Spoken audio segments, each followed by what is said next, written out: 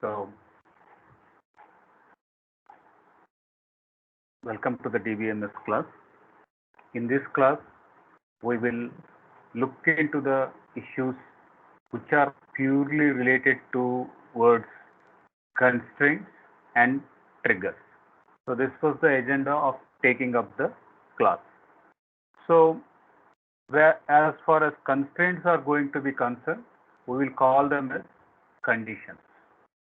As far as constraints are going to be concerned, we will call them as conditions.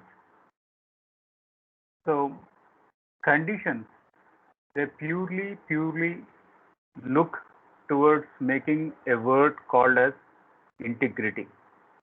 Purely moves towards making a word called as integrity, and the operation should be so legitimate or so legal that whenever we make any insert, any delete or any update, any violation is not going to happen.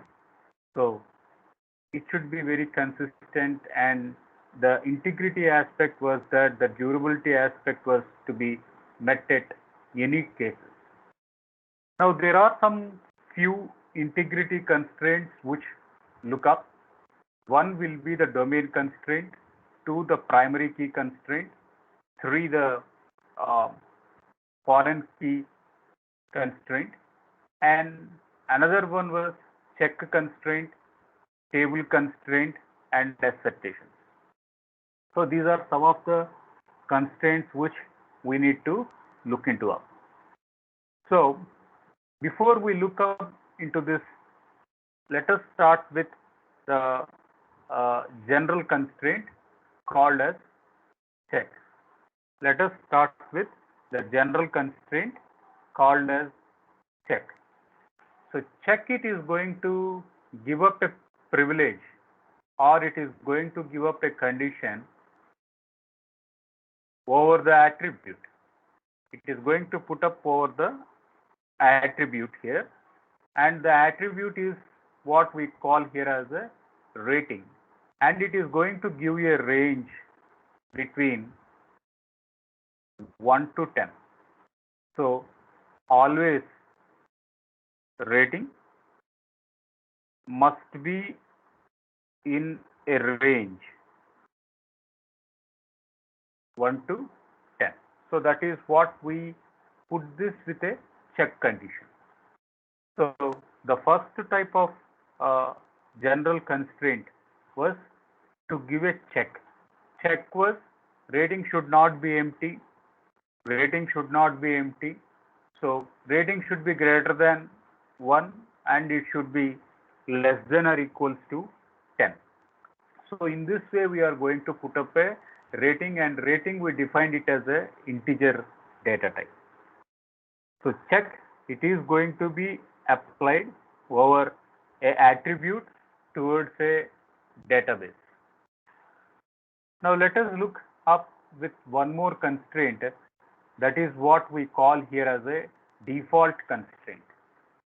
So we call this one as default constraint, and it is done outside the table. If it is going to be done outside the table, then we are going to call it as explicit. If we are putting inside the table itself, then we will call it as a implicit constraint. Okay. So earlier we made up a check inside the table. This is inside the table itself we are doing it out. So before the close braces of the table Euler, we made inside the check condition. So we call here as an implicit condition. But here we can see that. We are going to make a domain. We make a domain, and domain we are going to call here as a reserved word here, and value of defined variable name, and thereby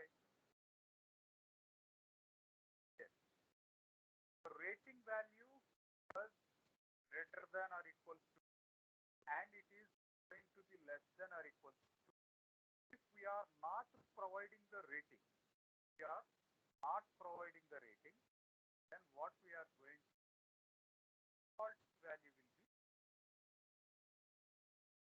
rating not defined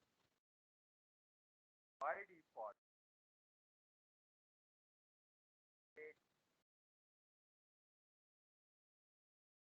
That was the we are going to. Now, as we make call by value, call by reference functions, similarly, rating is going to be defined with a domain name. Rating is defined with a domain, and that domain we declare it as an. Immediately, what happens to get a calling mechanism. Get a calling mechanism between the created domain and variable here. Earlier, we find that rating is a variable name. Then there it was a data type.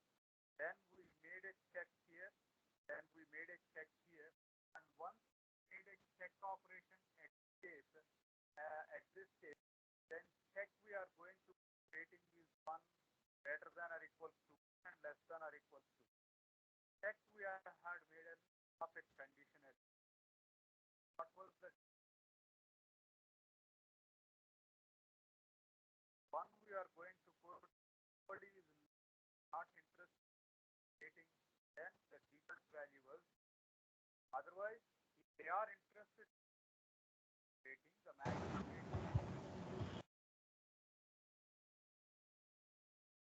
and domain is a reserved SQL, and there itself we declare the data type here, and there itself we declare the domain, there itself we check, and we will start link variable name with value of variable. That is how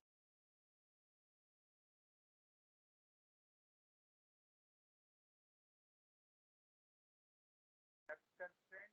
Another we talked about now main constraint. Primary key and foreign key, they had enough to mention it. Then we are talking about primary key, where SID as an integer, and this SID we are moving called here as a primary key. When this Taylor was table, obviously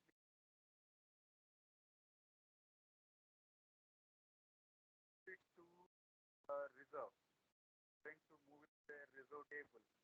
At that condition, what we can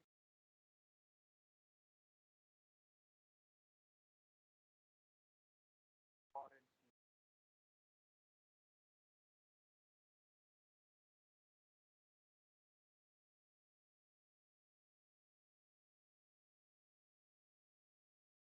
as of now, primary and foreign key. Now, there are some more interesting as a part of conditional meeting. It will be variable constraint and it is value. Right? It is example with the data. Now let us start with few things, that is table constraint. Table constraint, and it will be as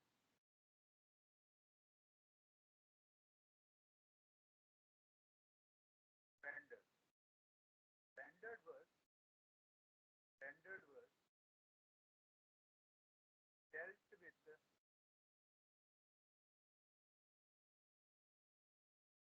multiple going to read multiple columns inside a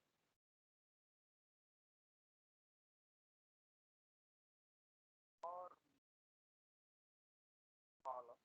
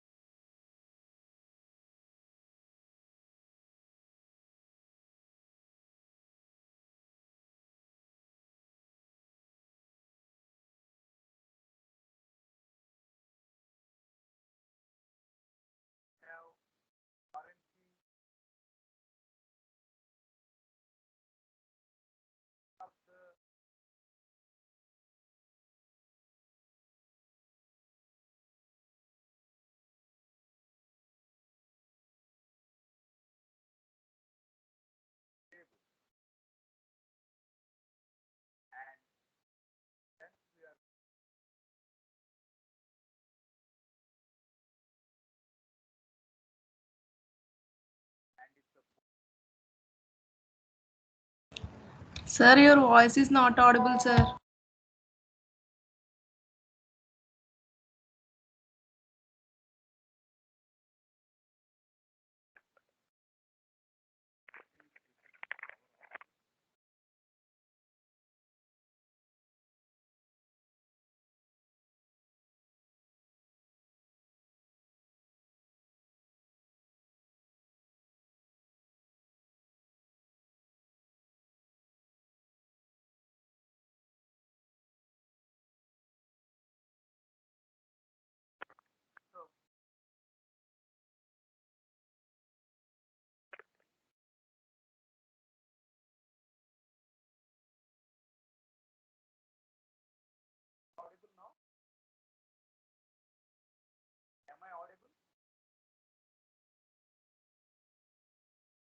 No, sir.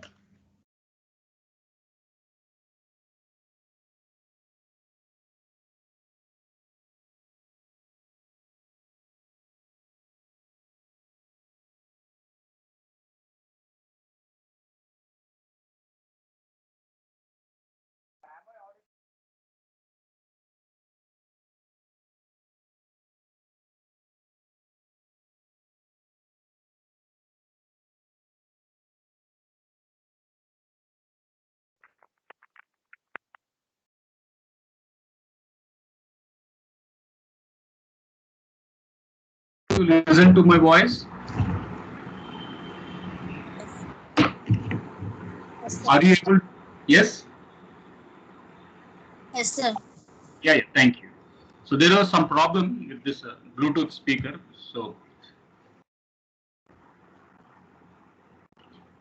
we'll go back, move to this slide. So we were talking about this table constraint.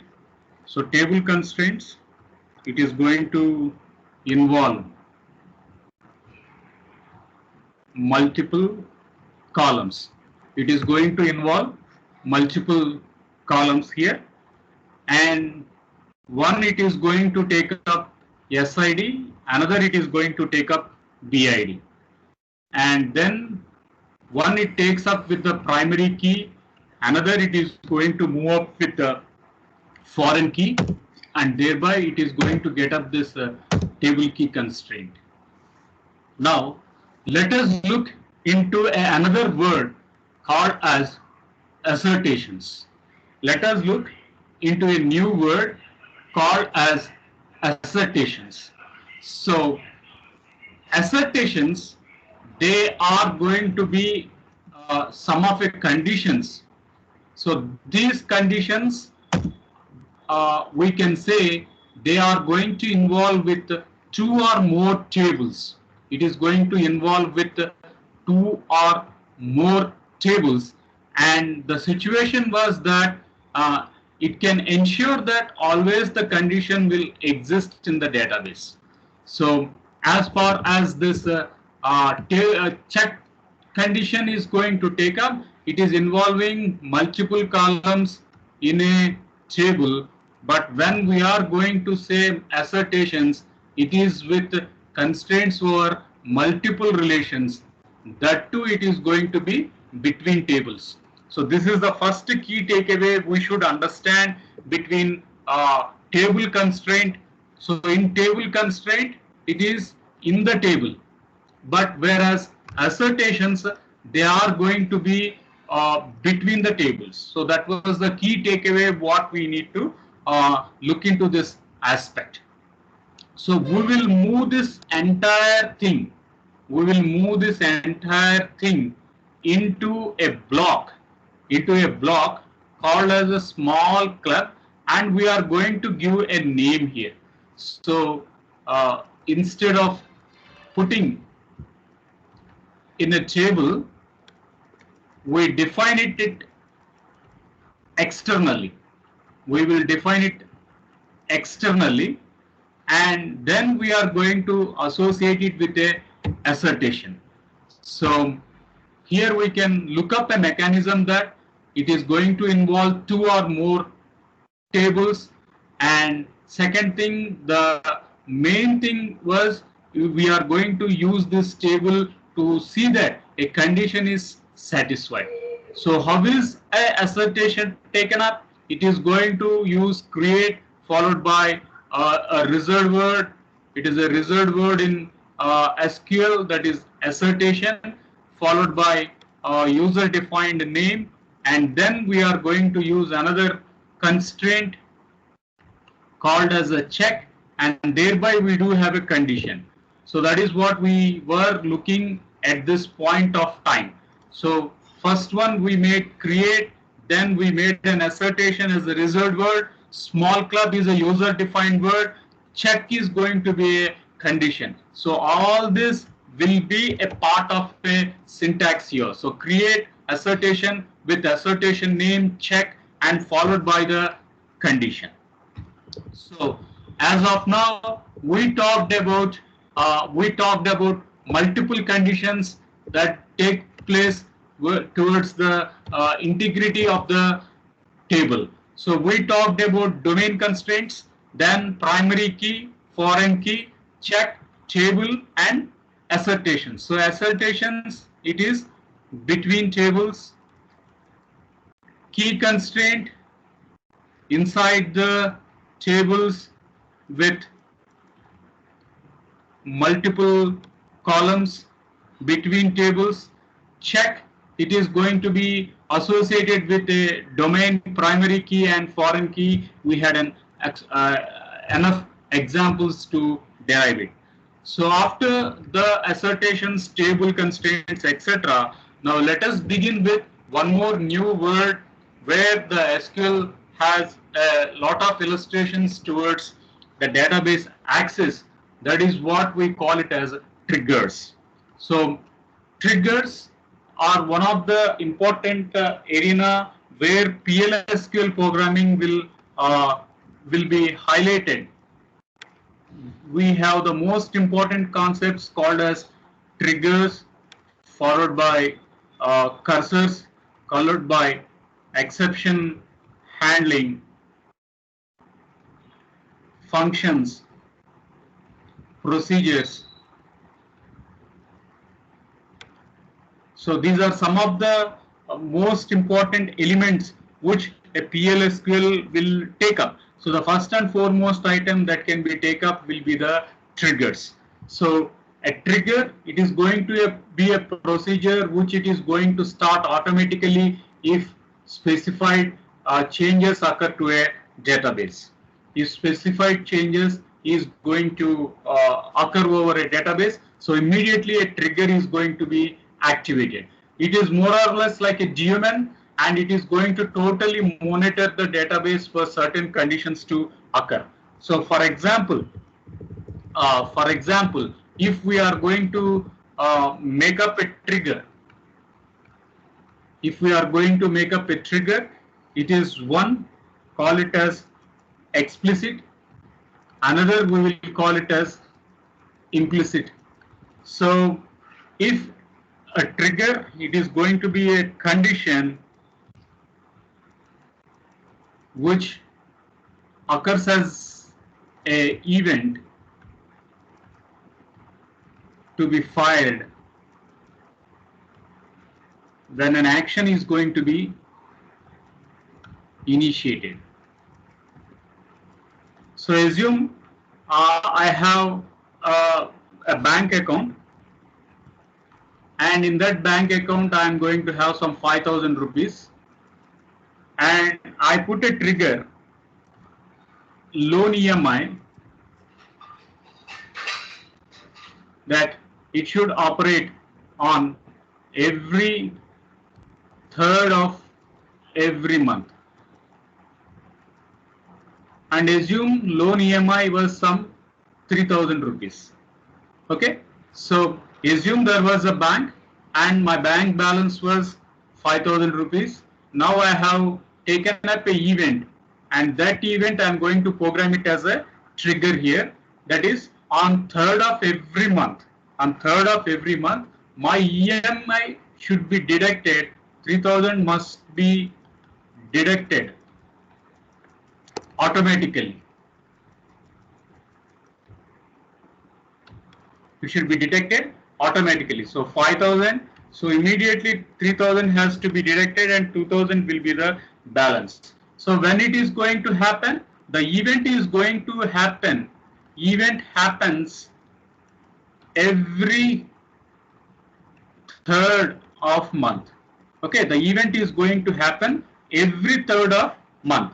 That means we are going to put some certain condition, and when that condition need to be activated, that one we are going to inform it. So that is where the trigger is going to look up into a concepts. So a trigger, it is taken up to access over the database. It is going to have a monitoring system. It monitors the database at what time it has to be taken up. So it is more or less like a watchman. That's where we call here as GMon, and says that when a event need to be activated, etc. So what will be the constituents of a trigger? So the trigger, it does have one events, two it is going to have condition, and three it is going to have action. One, it takes up with a event. Two, it needs to meet up some condition which is an optional. Three, and what was the outcome. So whenever a trigger need to be activated, we need to test three components. One, we call it as event. Two, we call it as condition. Three, we call here as an action. So until unless these three are met, a trigger will not be taken up. So when is this trigger, or where are these events in a trigger, they are going to be initiated? To initiate these operations, it is happens before or it happens after. This is set one. Then second set, it is going to happen on the data manipulation commands. This is set 2. And where it is going to happen? It is going to happen over database name. So we do take this trigger with an event to happen before or after. So before the SQL query is executed, or after the SQL query is executed. We must decide. So that is, we can call it as before and after. Okay, on what operation you need to mention, whether you want to go with an insert command, whether you want to go with an update command, or whether you want to move it with a delete command. So to which command you are going to make it, and then on we are going to call it as a reserved word, and it justifies on what table this trigger is going to be activated. So here is an example here, that is before the insert operation on professor. So before, it is one type of event. Insert, it is working on the DML. On, it is going to be a reserved word, and professor is going to be a database name. So professor, we assume it as a database name, and we put before and insert. They are going to be the trigger events. They are going to be the trigger events here. So this is some more validated syntax of a trigger. So here we can see create the or replace. So this is optional here. Create or replace with trigger. So this is the, again, a reserved word here. So trigger followed by trigger name. We call it as a user defined name. So create or replace with the trigger. And when is this trigger taken up? It is taken up either before, it is taken either after, or it is taken in place of. Similarly, where it needs to be activated, either insert or update or delete. Then on column names, so it can be taken up at column names at a time over the table name. So we can put the trigger as per the convenience. So trigger, it is going to have events, it is going to have conditions, it is going to have actions. So first set we were taking about before or after. Second set we put it as insert, update or delete, and then third set on watch table they are going to be intimated. So we created set that create or replace with trigger followed by trigger name. Then it is taken with before or after or instead of, and it is with insert, update and delete.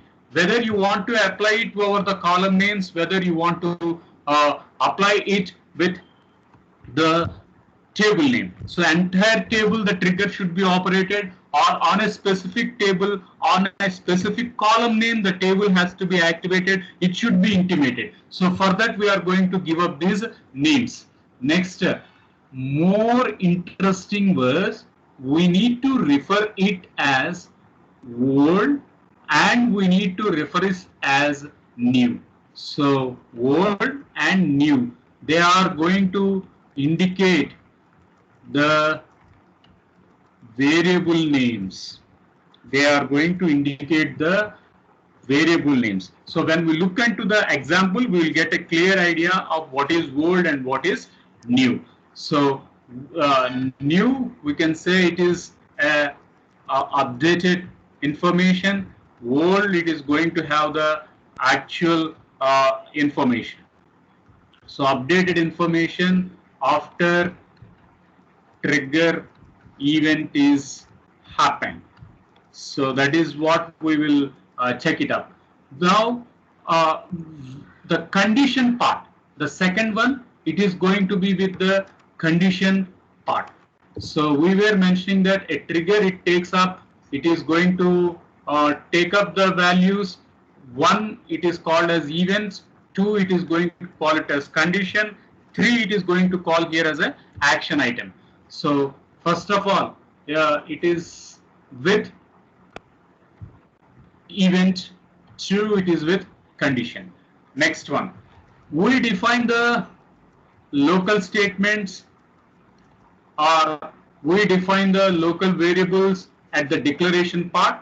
Then we are going to have open braces. So instead of open braces in PLSQL, we will write up the begin. Then we can use up the end command for the close braces. So if there is an exception, this is again an optional entry here. So whether if there is some exception over a set of statements, we can take it like divide, overflow error, or array out of index as we work it in Java. Similarly, we have exceptions in PLSQL also. So if those PLSQL needs to have that implementation, then they are going to be informed. So in basically, we will have a declarative part, we will have a begin statement, we will have an execute statement, and then it is with the end statement. So exceptions, they are available, but based upon the type of query what we are going to work up. So that's where the exception is going to link it up. So basically, when we talk about the triggers, they can be incorporated with DDL, DML, and basic server operations. That is regarding server off, server startups, server shutdown, server log on, log off operations. And there are some advantages why these tables, why these triggers can happen. They can be happen with tables, they can happen on views, schemas, or over databases. So where are these triggers defined? They can be defined over an entire table, they can be defined on a virtual table, that is what a view. They can be defined on the normalized content, that is primary key, integrity constraints, the schema, the architecture, the blueprint of a table. So or more or less is directly it is going to be applied over a databases. So what will be the advantages of using the triggers? They are going to enforce the integrity constraints. So we talked about domain, we talked about check, and we talked about primary key, foreign key. All these are going to be illustrated as a part of a reference key. So they need to be verifying the database, they need to be modifying the database. So at any case, the DBMS is going to be activated, or it is going to be audited with few triggers. So they give security, they give authentication, they prevent the transactions from misuses. So all these are some of the advantages of the triggers. So you can look up into the diagram here. Triggers are going to be the set of programs. They are automatically executed or fired when some event is going to happen. Whenever an event is going to happen, whenever a SQL command is going to be executed, before the SQL command, these things has to be done. After the SQL command happened, then now these things has to be followed. In this way, we need to look the event. So we need to schedule the event. To schedule the event, it is taking up 3 phases. First phase will be the event phase, second phase will be the condition phase, and third phase will be the action phase. So action phase is going to be the outcome where it is going to be affected. So some more interesting content here. So before we look into the example, this is what we are talking about. So let us check. We have a database and we have a relational schema, and there was a professor. We call this as a database here, and we have 3 variables: professor number, professor name, and professor salary. Now we need to write a trigger. We need to create a trigger to ensure that when inserting a new tuple, when inserting a new row inside the professor database, his salary should be greater than or equals to 60,000. So this was the condition. That is, when insert, we must check always the salary should be greater than or equals to 60,000. So this was the most important way to understand the trigger. So now the question was what to or how to do it. So we can say create or replace some trigger or trigger name, and before an insert operation is going to happen, we should do the content. So we will be using before and we will be using insert. Of column name, what was the column name? We can say the column name will be the salary. On table name, what was the table name? The table name we will call it as professor. So these are the different ways what we will check it up. So we will ensure that any new professor is inserted, his salary should be greater than 60,000 we were mentioning. So before an insert, so we need to say before insert, check salary should be greater than or equals to 60,000. So we need to use the trigger. We need to use the trigger over the salary attribute. We need to use the trigger over the salary attribute on professor table. On the professor table, we are going to impose it. So now, what was the name of a trigger? The name of a trigger, we call it as min salary. The name of a trigger, we are going to call it as min salary. So create is a reserved word, trigger is a reserved word, before is going to be an event, insert is going to be an event here. On, it is again a reserved word here, and and professor, we are going to call it as a database. So professor, we are going to call it as database. So for what content we need to put it? That is, we need to check it between the begin and close. That is, before the open braces and before the close braces, we need to put up the trigger here. Now, at every condition was at every insert. At every insert, we need to check. Therefore, we have to use for each row. We have to mention for each row. So if there are 10 inserts, 10 times we have to check the trigger is going to be activated or not. If there are 100 insert commands, 100 times the trigger should fire. Therefore, we have to verify for each and every record it is going to be inserted. For each and every record, it needs to be verified. Therefore, we are going to mention it as for each row. Now here we are going to put the condition. We are going to put up the condition whether it is meeting up as per the mentioned value. So what was the condition? The condition it was telling was ensure that any new insert operation should have salary greater than 60,000. That means before we are going to insert a trigger, before we are going to insert a row, we need to verify the salary option is greater than 60,000, yes or no, we need to verify it. So for that verification process, so we are going to activate this in this model. So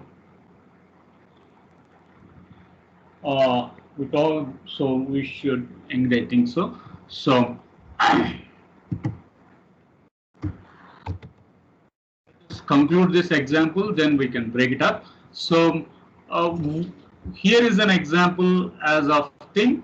So new, it is going to be a variable name here, new dot salary is less than 60,000, then we should raise a error because it is a whileish. If it is greater than 60,000, then we can make insert operation. So we were telling create is a command, create is a reserved word, trigger is a reserved word, minimum salary is a user defined. Then before we have to see the event, insert is going to be the event on the database. We call it as a professor, and it should affect before every insert. It should be taken up. So we need to mention this model, and we are going to say if followed by end if. So if loop, we are going to check it up. So if the condition is less than 60,000, you raise an error. Otherwise, you can go ahead. There is no problem. That is, we are working towards a else model variable. So now we can check this example here. So the thing was, we can make a temp as some declared variable here, and finally, if we want to execute, we are going to use the run option here. If we want to execute, we need to have a run option here. So in our next class, we will take up one example, a clear-cut example, and we have already this example here. We will go in detail how the insert, how the delete, and how the update operations they are going to be activated for the triggers. So that is all for today. So thank you for joining. So we'll discuss again for the triggers. So we'll take up some